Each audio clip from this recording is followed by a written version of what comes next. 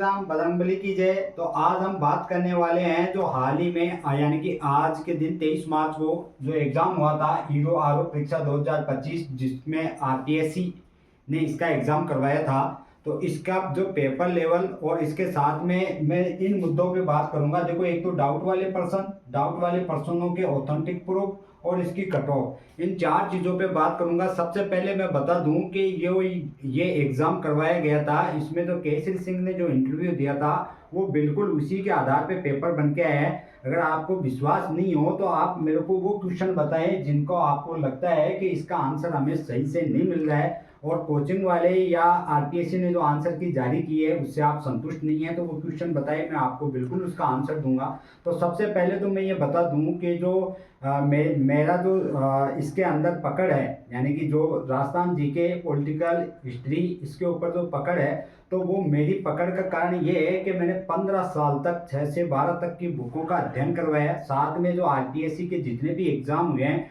उन एग्जामों में जितने भी प्रश्न आए हैं उन प्रश्नों को इन बुकों के माध्यम से, साथ में हिंदी ग्रंथ अकादमी की बुकें भी मैंने काफ़ी पढ़ी है, और जो माध्यमिक शिक्षा बोर्ड की जो पुरानी बुकें हैं उन पे भी मैंने काफ़ी ज़्यादा मतलब अध्ययन करवाया है। तो इस प्रकार से मेरे को अच्छी पकड़ है। अगर आप मेरे को बताएंगे तो मैं बिल्कुल उसका आंसर उपलब्ध कराऊंगा। अब कुछ कहेंगे कि वो तो हम भी देख सकते हैं, तो देखो, देखने को आप देख सकते हो, लेकिन आपको साल भर लगेगी तब जाके आप ये पेपर मिला पाओगे।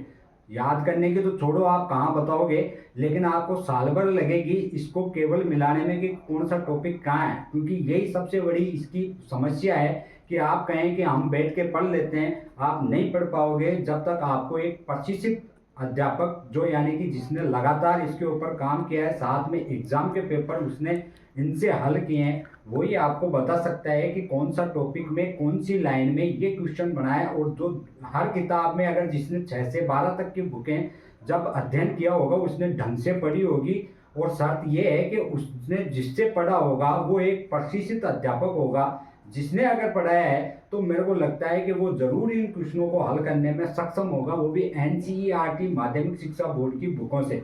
बाकी किसी के बस की बात नहीं है, चाहे कोई भी टीचर हो। मैं चैलेंज करता हूँ, अगर वो करके बता दे तो मेरे को बता देना, पहले तो उनको पता ही नहीं लगेगा क्वेश्चन कहाँ से बनता है। अब देखो, एक ने मेरे से पूछा था कि प्रतापगढ़ प्रजामंडल के अंदर 2 व्यक्तियों का नाम दे रखा है। बिल्कुल। अब देखो, अगर हम बात करें एनसीईआरटी की, मेरे पास में ये बुक है, तो ये अब अगर कोई ढूंढ के बताना चाहे, जिसने अगर कभी देखा ही नहीं, मेरे को तो हर फर्स्ट का पता है, मैं निकाल के तुरंत बता देता हूँ। जबकि इसमें कहीं पे भी प्रजामंडल प्रतापगढ़, डूंगरपुर प्रजामंडल, बांसवाड़ा, इन प्रजामंडलों का उल्लेख नहीं किया गया है, लेकिन इसमें देखो सारा दे दिया। फिर उसके बाद में जो अन्य राज्यों में जन आंदोलन के अंदर दे रखा है, जहाँ पे यहाँ पे दे रखा है कि बांसवाड़ा में भील बहुल्य इलाकों में भूपेंद्र नाथ त्रिवेदी ने जंग जागृति पैदा की और साथ में जो बांसवाड़ा प्रजामंडल की स्थापना की।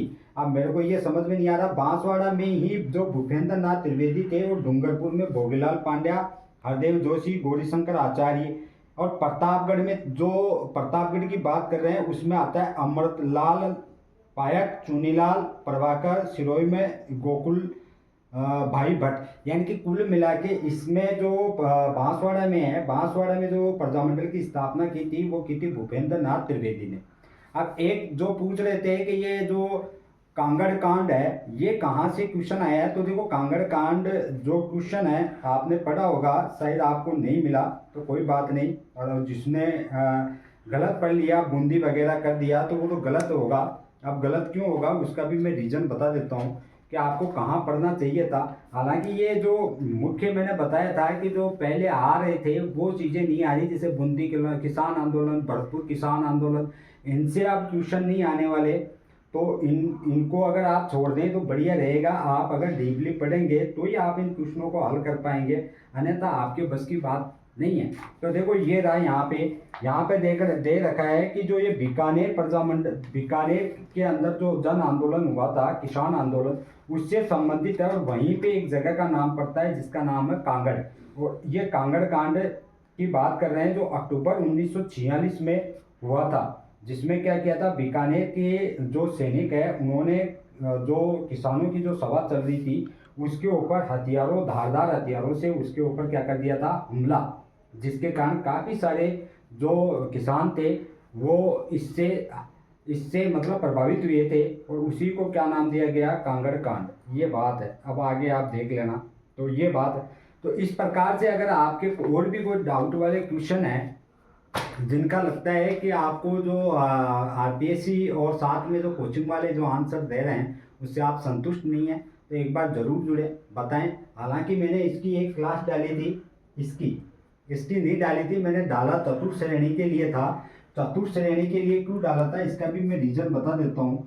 क्योंकि चतुर्थ श्रेणी की जो क्लास डालने का मेरा रीज़न ये था कि मैंने जो अभी हाल ही में एग्ज़ाम लगा था जिसको हम बोलते हैं पशु परिचर भर्ती परीक्षा, तो उसके डाउट वाले क्वेश्चनों को हल किया था। काफ़ी सारे अभ्यर्थी मेरे से जुड़े हुए थे, तो मेरे को लग रहा था कि मैं इसके ऊपर मेरे को काम करना चाहिए, और जो बच्चे मेरे पे विश्वास कर रहे हैं उनको मेरे को इस चतुर्थ श्रेणी के अंदर ऐसा कंटेंट देना चाहिए कि वो कहीं मात नहीं खाए। उसके लिए मैंने एक क्लास डाली थी, आप जाके उस पर भी देख लेना। मैंने पहला टॉपिक लिया था राजस्थान परिचय, और राजस्थान परिचय में मैंने कहा था कि अगर हम वैदिक सभ्यताओं की बात करेंगे, जब राजस्थान और वैदिक सभ्यताओं से संबंधित अगर क्वेश्चन आएगा, जनपदों से क्वेश्चन आएगा, तो मैंने केवल 10 क्वेश्चन बनाए थे, उनकी व्याख्या की थी।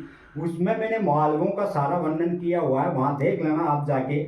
उन्होंने बौद्ध धर्म है, वो जब मालवाओं आए थे यहाँ पे योद्धे मालवा, तो उन्होंने बौद्ध धर्म का मतलब हास करना शुरू कर दिया था, क्योंकि वो ब्राह्मण धर्म के सबसे बड़े अनुयायी थे। और जो मालवा जो शक्ति है मैंने पूरा उसमें बता रखा है, आप जाओगे वहाँ देखोगे। एक ही टॉपिक लिया था, मैंने कहा था अगर इसमें से वैदिक सभ्यता और प्राचीन जनपदों में से क्वेश्चन आएगा, चाहे आरएस में आ जाए चाहे छोटी वैकेंसियों में आ जाए, वहाँ से क्वेश्चन अगर बाहर निकल जाए तो मेरे को बोल देना। देख लो, मैंने वो केवल एक ही टॉपिक पढ़ाया है, केवल वो क्या पढ़ाया, जनपदों वाला, और मैंने यहाँ पे मिला दिया। अब आगे जितनी भर्तियाँ आएगी, ये भी मैंने कहा था, एक में नहीं, अगर जनपदों से संबंधित क्वेश्चन बनेगा, जो मैंने बताया उसके बाहर निकल जाए, तो ये मैं बंद करके सारा सिस्टम छोड़ दूंगा। और यूट्यूब वगैरह तो खैर मेरे को वैसे ही इसमें कोई इंटरेस्ट नहीं है, ना मेरे को इसमें कोई सब्सक्राइब की ज़रूरत है। मेरा काम ये है कि मेरा टारगेट है आरपीएससी, इसमें ज़्यादा से ज़्यादा अभ्यर्थियों का चयन एसवीपी जो क्लासेज है उसके प्लेटफॉर्म से होना चाहिए, और वो भी बिल्कुल ऐसे होना चाहिए कि उसके आंसर को कोई चैलेंज करने वाला ही नहीं है। चैलेंज करे तो इसी का मतलब एसवीपी क्लासेज का जो स्टूडेंट है वही चैलेंज करे। ये तो देखो, मैंने 10 क्वेश्चन दिए, उनमें से मैंने कहा था, उस समय मैंने बोल भी रहा था कि इसमें से अगर बाहर निकल जाए जनपदों में से, क्योंकि मैंने जनपद पढ़ाए, जनपदों में से अगर बाहर निकल जाए तो फिर मैं ये बंद कर दूंगा। अभी देख लो, ये एक एग्जाम हो गया, उसमें जनपद से संबंधित क्वेश्चन आया, मालवों से संबंधित, वो वहाँ पे मिला हुआ है। उसमें मैंने बाकायदा बता दिया था कि उन्होंने बौद्ध धर्म का जो हास किया, और साथ में ही उन्होंने ब्राह्मण धर्म को स्थापना की, तो वो वैदिक सभ्यताओं के प्रबल समर्थक थे। वहीं पे खतनों की पुष्टि होती है, सारे खतन वहाँ से निकल के आते हैं। अगर फिर भी कोई आपको डाउट हो तो आप देख सकते हो। आगे मैं बात करता हूँ कि जिस भी अभ्यर्थी के जो डाउट वाले पर्सन है, पहले तो वो मेरे को बताएं, उनका मैं ऑथेंटिक प्रूफ दूंगा। अगर उसमें आंसर गलत होगा तो जिस प्रकार से मैंने पशु परिचर के जो डाउट वाले पर्सन थे जिनको चैलेंज करना था, उनके जो ऑथेंटिक प्रूफ दिए, वैसे मैं आपको बाकायदा प्रूफ दूंगा, और वो भी एनसीईआरटी, हिंदी ग्रंथ अकादमी और माध्यमिक शिक्षा बोर्ड की बुकों के। अब सबसे ज़्यादा प्राथमिकता किसे मिलेगी, तो ये भी सुन लेना, 6 से लेके 12 तक की जो बुकें हैं एनसीईआरटी की, उनको सबसे ज़्यादा प्राथमिकता दी जाएगी आरपीएससी के द्वारा। ये भी आप याद रख लेना। अब बाकी फिर आपकी मर्जी है, चाहे जो प्रूफ लगा लेना, फ़ायदा मिलेगा इसकी कोई गारंटी नहीं है। अब आएगी बात कट ऑफ की, तो कट ऑफ क्या रहेगी, तो मैंने पेपर देखा है, तो मेरे से जो पढ़े होंगे उनको तो लग रहा होगा बहुत ईजी है, उनके लिए तो 100 भी बहुत कम है, क्योंकि पेपर ही इस लेवल का था। हालांकि पेपर का लेवल जो राजस्थान जीके है, तो हो सकता है मैंने कुछ अध्ययन किया है तो उसके आधार पर मेरे को लग रहा होगा, लेकिन इसकी जो कट ऑफ है आप ऐसे मान के चलो कि 85 जनरल की रहने वाली है, इतनी तो जाएगी। 85 जनरल है, फिर उसके हिसाब से आप देख लो आगे कितनी रह सकती है। तो 85 अगर जनरल की है तो 80 के लगभग ओबीसी की भी रहेगी, 80 से 82 के बीच में।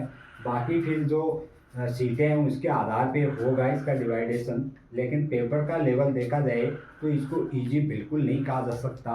इजी इसलिए नहीं कहा जा सकता कि ऐसे ऐसे क्वेश्चन है, हालांकि जो छोटे मोटे क्वेश्चन है जिनका आंसर कोचिंग वाले ये देखो मेरे नोट से मिल गया, वहाँ से मिल गया, वो तो 6 क्लास के बच्चे की कॉपी लेके देख दो, वो भी आपको बता देगा देखो मैंने यहाँ लिखा था ये मेरे को मिल गया। तो उन क्वेश्चनों के अबेड़ा किलार ये तो 6 क्लास का बच्चा आपको मैं लाके बताऊंगा, उसकी कॉपी में लिखा हुआ मिलेगा, मैंने पढ़ा है उनके मिलेगा, देखना ना कोई भी पढ़ा है वो मिलता ही है वहाँ पे। तो ऐसे क्वेश्चनों को लेकर है वो नहीं देखना है कि यहाँ मिल गया वहाँ मिल गया। तो 6 क्लास वाले बच्चे से पढ़ लो फिर।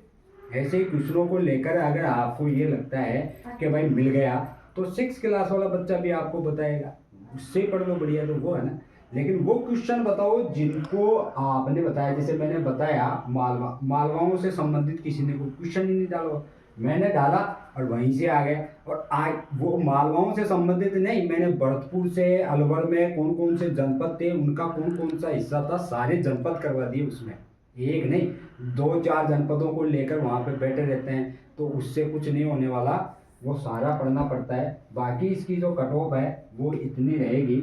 और जो आगे अगर कोई तैयारी करना चाहता है तो वो हमारे से जुड़ सकता है। जुड़ोगे चाहे 1 जुड़े 2 जुड़े, वो कोई ज़रूरत नहीं है सब्सक्राइब करें लाइक करें कुछ नहीं करें, बस शांति से यहाँ जुड़ें और जो मैं बताऊँ उसको पढ़ें।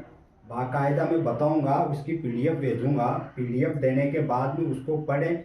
फिर मैं जो क्वेश्चन दूँ उनको अगर आप हल कर दें तो मैं गारंटी लिख के उस टाइम में भी बोला था, आपका क्वेश्चन बाहर चला जाए तो ये उसी दिन मैं बंद कर दूंगा भाई, मेरे को कोई मतलब नहीं। अगर उसमें से मैंने जो बताया जनपदों में से अगर क्वेश्चन नहीं मिलता इसमें आगे नहीं मिलेगा तो भी मैं बंद कर दूंगा, क्योंकि मुझे पता है कि जहाँ तक जनपदों का उल्लेख किया गया मैंने सारी चीज़ें उठा ली।